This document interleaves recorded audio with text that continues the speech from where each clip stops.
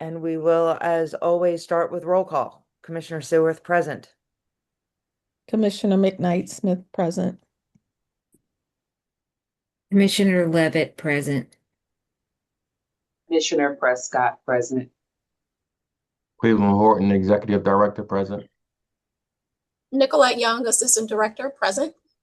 Glendora Hughes, General Counsel, present. Candace Crenshaw, Education and Outreach Director, present. Spencer Dove, Assistant to the Executive Director, present. Raphael, you can introduce yourself. Oh, sorry, Raphael Bowman. You Officer present. It's my first commissioners meeting, guys. You good. You good. You good. And welcome. We're delighted that you're here. Absolutely. Thanks for having me. I am looking at the participants. I don't see any members of the public, but I'll open it up in case I'm missing anyone. I'm also monitoring just in case, but yeah, there's nobody from the public on. Thank you, Spencer. I appreciate that. And I have a very short report. First off, I just want to remind all the commissioners to attend our strategic planning session on Friday. As I recall, we're doing it as a hybrid, but for those that can attend in person, please make the effort. I would really like to see our full participation. It is essential. And the reason it is essential is I cannot overstate this. Things are changing so rapidly, especially when it comes to the federal civil rights landscape. I mean, just 2 weeks ago was the Supreme Court decision that really dealt a significant blow to Section 2 of the Voting Rights Act of 1965. I think we're going to continue to see a very rapidly changing landscape for the rest of this year and for the next few years, and probably even years after that. So thinking about what we want to do and where we want to go strategically is really going to be essential, not just for us, not just for the staff of the commission, but also for the people that we serve. It really is moments like this that remind us why the commission exists, why it matters. And so this isn't just a luxury, guys, it's a necessity. And now that I've gotten off that soapbox, I'll move on to my next. I also want to remind commissioners to continue to support our gala preparations. I know some of us have been very participatory, myself not included yet, but it is very appreciative. I want to make sure that all of our voices are heard. And then finally, Cleveland, I'm going to jump on your thunder a little bit and let everyone know that we're going to be convening an executive session after today's public meeting. And that is, like I said, a very short report from me. Cleveland, I will turn it over. I appreciate it. Thank you, Madam Chair. Good morning, everybody. Hopefully everybody is off to a great start. I wanted to highlight just a few things. The first thing is our staff appreciation cookout, which it is Thursday, May the 21st. It will be in Centennial Park, in Howard County. So, if any of the commissioners are available, it will be from 11 to 3, I believe is the time frame. So, we would love to have all the commissioners there present if you are able to be present on that day. Again, it's Thursday, I said April. I'm sorry, I'm going backwards. I'm going back May in time. 21st, May 11 to 21st, 11 to 3, in Centennial Park. So all which commissioners, do you yep, know which pavilion? Pavilion D. Okay. Yep, all commissioners are welcome to attend and show up and have a good time with the staff.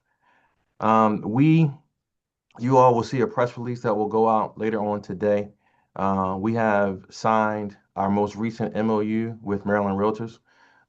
So you all know that part of my priority has been establishing a more intimate relationship with the local realtor associations. So this is aligned with that. We have already signed the MOU with the Maryland Commission on Real Estate Appraisals. And now we have one with the Maryland Realtors Association as well. And that press release will go out later on today. As a result of the initiative to really figure out how do we further promote fair housing in our state and connecting with the local realtor associations, we have been contacted by the National Association of Realtors as well to discuss how we can also be in closer partnership with them and the establishment of an MOU with us on the national level as well. So I'll keep you all updated as we continue to have those conversations. We are right now the only enforcement agency throughout the country that is engaging in this type of partnership relationship with the local realtor association. So we have been contacted by our California counterparts and our Texas counterparts because they are interested in really kind of duplicating the work that we're doing here around establishing these partnerships. So just wanted to update you all on that. Also wanted to update you all from an intake perspective. As you all know, we've been inundated with inquiries and folks who want to file complaints of discrimination during this kind of difficult and divisive time. Our inquiries have doubled. At one point in time, our intakes, it was taking us probably about 4 to 5 months to kind of get through and assign and schedule folks for intakes. We have successfully been able to bring that down to about a 30-day turnaround time. So I do want to highlight the work that our intake staff has done to really make sure that we are really taking a look at all of our processes to be more efficient, to make sure that we are able to address the high number of volume that we now see at our agency. So currently we don't have any outstanding PQs. All the PQs that have come into our agency have been scheduled for our intake, and all of them are scheduled within 30 days. So again, at one point we were about 4 to 5 months out, which was obviously adding to our time and process. So what we've done really in terms of looking at our time and process is really be able to kind of break down the different phases of our processes to attack them individually. So this is just one of the phases that we are attacking from an intake standpoint to help drive down our time and process, which will have a significant impact on our total time and process numbers as well. So I just wanted to update you all in reference to where we are from an intake perspective. Also, as you all will notice, we do have Raphael Bowen, who is one of our superstar leads here at the Maryland Commission on Civil Rights. He has been charged with leading our internal efforts and external from an AI standpoint. So we all know that AI is the sexy topic of today, and we wanted to make sure as an agency that we were staying in front of AI internally and externally. So we have created a committee on artificial intelligence and civil rights internally. Raphael Bowen is leading that effort with a team of, I think we got about 9 staff persons that are part of this committee. And their charge will be figuring out what can we do and kind of going through a workflow analysis for us around where can we deploy AI internally and what that looks like for us, what are the benefits, and some of the challenges of deploying AI in certain ways internally. Also, they will be charged with really understanding how AI is being deployed externally. So as we go out and investigate cases, we are better trained and equipped to do so, to better understand the tools and systems that are being used within AI so that we can more accurately investigate those types of complaints. So I wanted to really introduce Raphael to you all as commissioners and give Raphael, there's an opportunity that Raphael, anything you want to add, speak to, the floor is yours, sir. No, thank you, Cleveland, for the introduction. Pretty much echoing everything Cleveland said. Currently, we're in the midst of creating the sort of structure, policy, internal policies, and things of that nature going forward as it relates to utilizing AI to our advantage. Sort of what Cleveland said. There's also there's an other side to AI on top of obstacles and making sure that the work isn't compromised as well. So as Cleveland said, as we sort of usher in the new age of AI, I'm happy to sort of facilitate that and bring the commission into the future per se. So I'm excited to get started. Cool. Thank you, Raphael. So we are excited for this new committee in terms of what it will do for our agency internally, and also excited for what it will do for the communities that we serve externally as well. So I just wanted to highlight that as well. So with that, I will take any questions that you all may have. Just a shout out for, being innovative and forward thinking about how to use AI as a way to build capacity. We're doing that at our institution. I think a lot of them are, especially if you're a state institution with budget and everything else. That's really exciting. So thank you for that. And thank you as always. And real quickly before we move on, I just also want to acknowledge that a couple more commissioners have joined since our roll call so that they're on the recording. So Guys, you want to say hello this morning, please? I see 3. Everybody. Commissioner Scott present. Thank you. Hi, Morning, Commissioner everyone. Matheny How are you doing? present. Oh, I'm Thank sorry. you. Go ahead. Go ahead, Jansen. He did. Oh, yes. I'll try it this time. Third time's a charm. Good morning. Commissioner Evelyn's present. Thanks, guys. I just wanted to make sure it was marked in. Oh, no problem. Any other questions for me? Not from me, but That- thank you. No problem. Last thing, I just want to highlight and give kudos to Commissioner Prescott. In case you all don't know, Commissioner Prescott is in those streets and in a good way, right? So she shows up. So I just want to highlight her for showing up whenever possible, and really supporting the efforts of this agency. So I did want to just publicly thank her for just continuing to show up and, being in those streets. So we appreciate you.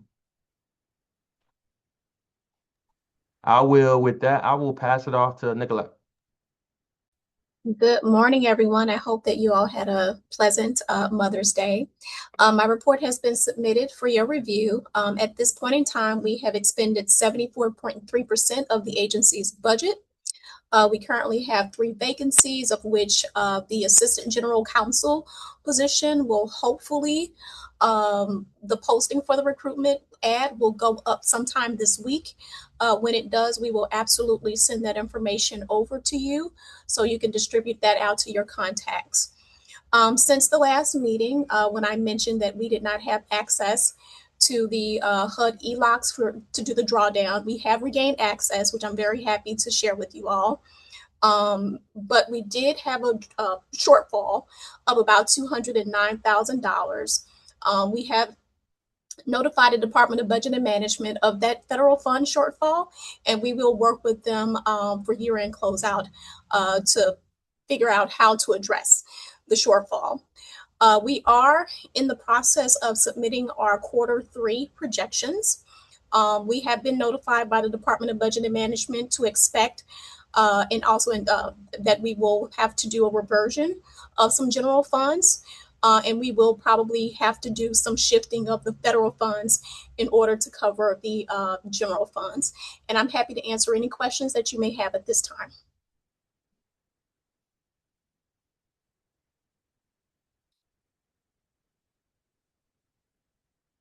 Okay, thank you. Enjoy the rest of your week.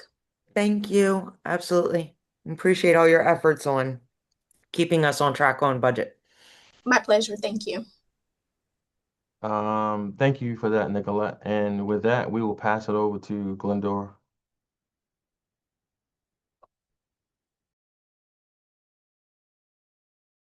You're on mute. Glendora. Good morning, everyone. You have my reports. I'll update the cases when we go in executive session. Only other thing I just wanted to highlight that we had an interesting, one of the bar associations had a what they call a conversation with the EEOC chair and the Department of Labor rep, and it went as we thought it would. It was very interesting. Both emphasizing the work being focused on encouraging white males to file discrimination cases and labor cases.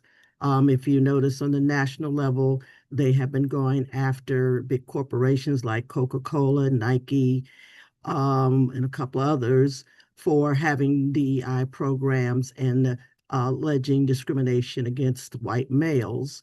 And that was the gist of their Q&A and their justification for this particular policy and this particular emphasis.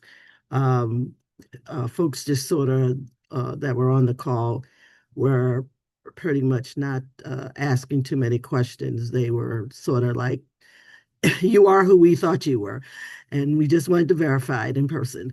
So that was a very awkward and interesting webinar that or so-called conversation with the heads of these two agencies. And highlighted how very dangerous and some of the dismantling of things, particularly Department of Labor not keeping data anymore on certain things that, we rely on to do analysis and to be able to track um, discriminatory activity.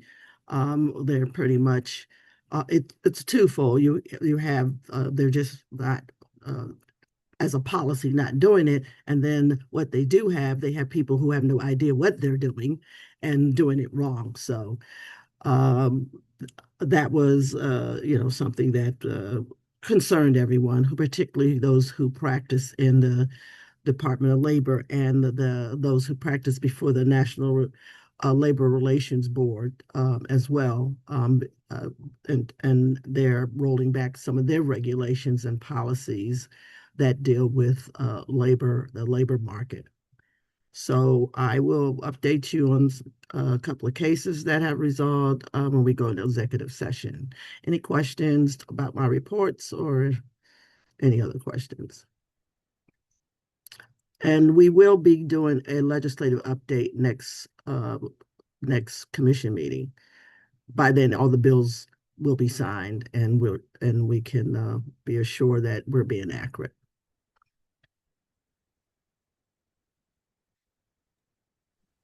Well, thanks, Glendora. Hearing no questions, I will pass it off to our wonderful Education and Outreach Director. Good morning, everyone. Happy Tuesday. How are you all? I'm doing great. Hanging in there. Thank you. Excellent, excellent. Okay, great. It's good to Like hear. a shot of espresso. All right, amen. All right, well, it's so good to see your faces and hear your voices. I would like to highlight a few points on the Education and Outreach report. So I'm super excited. We started and launched our first 2026 cohort of Young Scholars Program at Baltimore Leadership School for Young Women yesterday. So we are facilitating for seventh graders, and they were super excited. We had 17 seventh graders. So I met with the assistant principals and their head principal as well. So you've seen on our report that we've had YSP on there, but we finally launched our first cohort of 2026. So we're so excited just to see the outcome of teaching the youth about civil rights, history, and now, and seeing their end of our cohort project that they have to facilitate. So I'm really, really excited and grateful for our team to have had to be executing that. Also, I want to highlight our advisory councils and regional approach. As you can see on our report, June 30th, we will be hosting 2 virtual informative sessions for individuals, agencies, organizations to join, just in case that if they're interested to join our advisory councils for each of our regions in our states, such as Eastern Shore, Western Maryland, Southern Maryland, Central Maryland, etc. So we're excited just to build our partnerships and collaborations in each of our regions of the state. I also included our registration link and everything if anyone would like to join. And I also want to just encourage everyone to tune into Let's Talk Civilly podcast. We've had some great guests on our podcast with our executive director, and it's so informational. If you see on our social media, you can see some of the clips that we have. So we just want to continue to be creative in the way that we are teaching and educating everyone in our state. And as you know, we are planning our Civil Rights Gala. We are finalizing a few logistics on our end so that when we meet with you all and hear any of your suggestions, we have some concrete details. So again, as always, you will receive an update, but we are just finalizing a few things so that when we meet with you all, our meeting is nice and organized. At this time, I welcome any questions that you may have.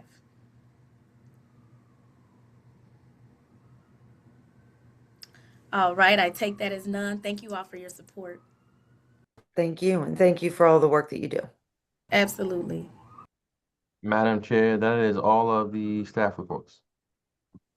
Okay, so moving on to new business, I think I hit all of the highlights for myself in the report. Does anybody have any additional new business that we need to discuss other than what needs to go in session? Not new business, but I don't know if you all saw, there's I'm gonna try to phrase this, and I don't even know. There's a situation with I think Chow Wu where there's been just, and I just want to make people aware that it's not, doesn't speak well for our state, is all I'm saying. So you can Google it. Can you say it one more time, the name again? So I couldn't hear you. there's, you know who Chow Wu is, right? In Howard County? Yeah, he's the House of Delegates. And there's just a situation where back and forth, it just doesn't look nice for our state. Thank you, Spencer. It just doesn't make our state look civil as we'd all like it to be. That's all. We'll definitely take a look at it and see if Yeah. thank you for bringing that to the forefront. I think I don't, I yeah, saw a statement from somebody that's on this call in there's reference to it. I yeah. don't know if he's gonna speak to it or not, but I just happened to see a statement from an individual that looks very similar to somebody that's on this call today. So So I yeah, didn't, just to follow I on didn't what, see that, but just I to I follow saw someone briefly else's. on what the commissioners, Commissioner Levitt said. Yeah, there are two Republican lawmakers, Delegates Fisher, Delegate Chisholm. One's from Calvert, one's from Anne Arundel County. They did a video that's on Twitter/X presently. Still there. Where Still they there. made fun of Dr. Delegate Dr. Chow Wu from Howard County, because of his accent. They claim that he's a spy for the Chinese government. And they, throughout the entire 15-minute video, they kept making reference to how he spoke with regards to his accent and everything. So it's a pretty It made disrespectful me and offensive sad. video. And it's happening. Yeah, and it's happening during, I mean, of all times, AAPI. AAPI Appreciation Month. So, yeah. definitely take a look at it. It's been condemned by whether it's the AAPI caucus, the Maryland Legislative Black Caucus, even the leader of the House Republican Caucus said it was out of line. So, we should all strongly denounce it. So, Janice, I got a question for you. Do you have, or really not just for you, for anybody on the call, does anybody have direct, close connections to the delegate? And the reason I ask is because if you can connect us to him, we would very much appreciate that. So what we are doing now is developing our podcast for AAPI month this month. So there may be an opportunity for us to support him and have him come on to the podcast so we can talk about AAPI hate and show even more support for him through our podcast. So if you can connect him with us, that may be a perfect opportunity for us as an agency to show our support for him and the work that he does. So if you can connect us to him, we can try to make something happen for that. All right, I just text you his phone number. Okay. That's his personal cell. You just reach out to him, tell him that you got it for me in a capacity as an MCCR, and you guys can. And so it obviously makes sense. You as the executive director of the MCCR to be reaching out to him as well. So you have it now, sir. Gotcha. Thank you. I appreciate it. I No didn't see problem. your statement, Jansen. I'm sorry. I just saw everyone else's statement, and I watched earlier this morning. I watched parts of that I tried to watch the whole podcast before I would comment. I struggled to finish it because it was very upsetting. It was very upsetting. And no, you don't have to apologize for it. No, Wait, you should, if you comment on something, you should have the full context. But I feel like I got enough context from from the first 5 minutes of it. Yeah, it was. I've watched maybe 12 minutes of it, and I'm like, these are grown men that are like Adults. laughing Yeah. at this, and I'm like, what in the world is wrong with you? And so also for context, and this is also called stereotyping, there's a mayor somewhere in California who happens to be Asian American, who admitted to spying for the Chinese. So, they of course accused him of being a spy for the Chinese purely because she was, which, hello, can you define the word stereotype any better? Yeah, and it's unfortunate that we're at this age in America's history where people think that making statements without any basis or grounded in fact is something that's allowable. It's And not cool. but as of like, let me see, 6:37 this morning, it was still up. Their Twitter post. Their Twitter post to their whatever you want to call it. Podcast? I don't know. Yes. And it's been shared, not by, it's been shared as fact, which then will generate into AI to generate fact. More alternative facts. Yeah. Alternative facts, aka Alternative lies. facts. Yeah. So, yeah, that's, good times. Anyway.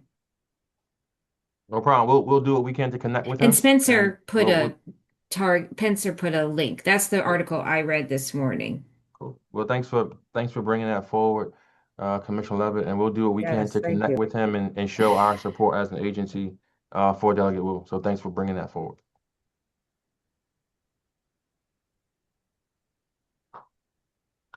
And I think, okay. Sorry about that. Like I said, problem. I'm just trying to juggle a little bit. I apologize profusely. Is there any other additional new business?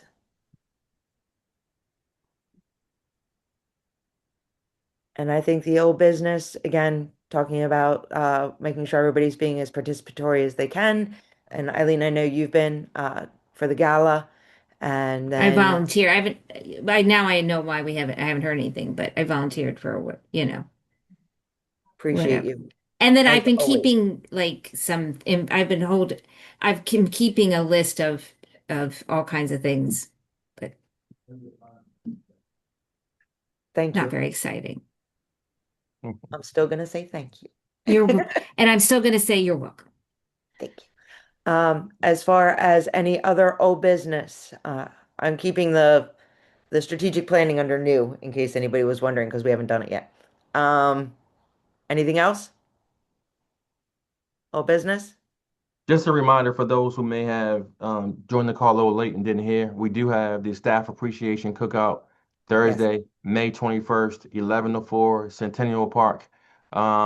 We invite all the commissioners who can make it, but please come out and show your support for all the work that we all do, right? As commissioners and as staff, we love to have you all at the cookout if you all are available to attend. Again, Thursday, May the 21st, from 11 a.m. to 3 p.m.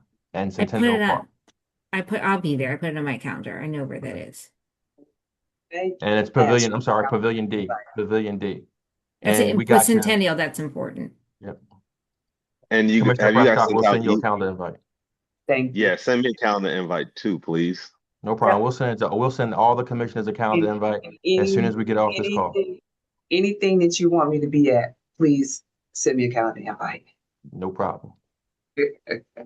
That's easy. Well, That way, everybody that wasn't able to attend the meeting will also have the information, have an opportunity to participate. So thank you. Yep, no problem. All right. Any other old business? Hearing none, seeing none. Do I have a motion to adjourn? So moved. Don't forget executive session. Second.